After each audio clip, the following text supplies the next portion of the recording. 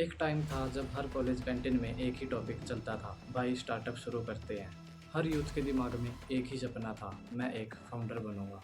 2015 के बाद से इंडिया के अंदर एक wave I. Startup India, digital India and make in India जैसे स्लोगन्स ने देश के यूथ को इंस्पायर किया। इंडिया ने दुनिया को दिखाया कि हम सिर्फ एम्प्लॉयज नहीं, इनोवेटर्स भी हैं। 10 साल के अंदर ही इंडिया दुनिया का थर्ड लार्जेस्ट स्टार्टअप इकोसिस्टम बन गया, अमेरिका और चाइना के बाद। लेकिन हर कहानी के दो पहलू होते हैं, एक जो दिखाया जाता है, दूसरा जो हमसे छिपाया जाता है। और आज हम बात करेंगे उस छुपी हुई कहानी की, the collapse of Indian startups.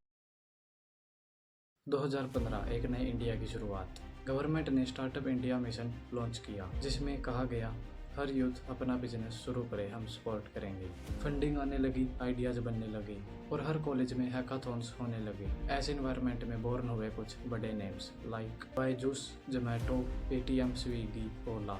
उन्होंने यूथ को दिखाया कि कॉर्पोरेट जॉब्स के बिना भी लाइफ सक्सेसफुल हो सकती है। लेकिन इसके साथ एक और कल्चर डेवलप हुआ, हाइप का कल्चर। हर फाउंडर एक सेलिब्रिटी बन गया, हर स्टार्टअप एक ड्रीम और हर फंडिंग एक हेडलाइन।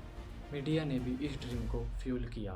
शार्क टैंक जैसे सोच ने एंटरप्रेन्योरशिप को एक फैशन बना दिया। लेकिन जहां सपने बहुत बड़े थे, वहां पर ग्राउंड रियलिटी बहुत छोटी रह गई।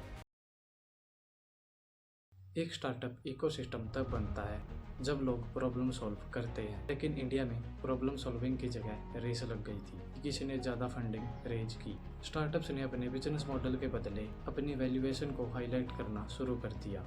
एग्जाम्पल बायजूस, $22 बिलियन का वैल्यूएशन, लेकिन 8,000 करोड़ का लॉस। जोमैटो हर साल करोड़ों का नुकसान, लेकिन मार्केटिंग में सबसे आगे। ये सब नंबर्स एक चीज़ दिखाते हैं, इंडिया में स्टार्टअप्स का मतलब बन गया था स्पेंडिंग, नॉट अर्निंग। इन्वेस्टर्स को लगता था कि ग्रोथ ही सब कुछ है, डिस्काउंट दो, ऑफर दो और मार्केट कैप्चर करो। लेकिन वो एक चीज़ भूल गए थे, ग्रोथ बिना प्रॉफिट एक इल्यूजन होता है। एक सिंपल रूल होता है, अगर आप ₹1 कमाने के लिए ₹5 खर्च कर रहे हो तो आप बिजनेस में बबल बना रहे हो। और वो बबल 2022 के बाद फट गया। 2022 के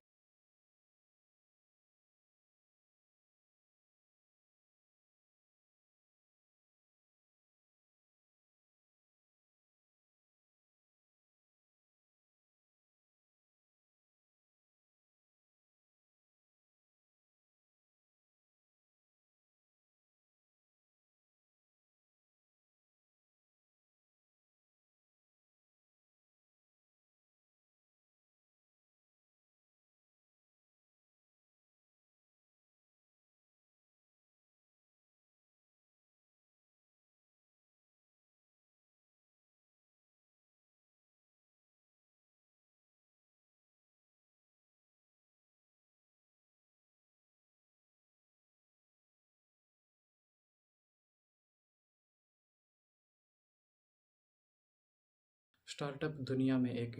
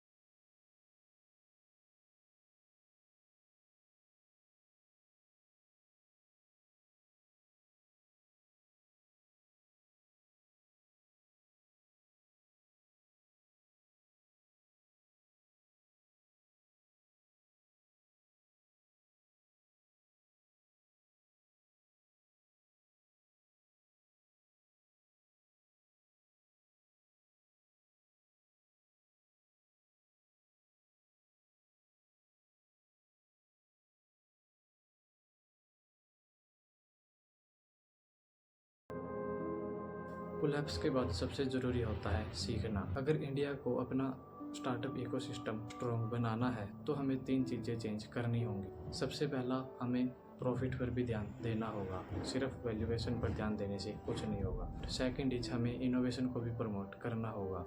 एंड थर्ड इज हमें आत्मनिर्भर फंडिंग सिस्टम बिल्ड करना होगा। फंडिंग के भरोसे नहीं, कस्टमर के ट्रस्ट पर बिजनेस बनाना सीखना होगा। हर यूथ को एक बात समझनी होगी, स्टार्टअप कोई ट्रेंड नहीं है, ये रिस्पॉन्सिबिलिटी है।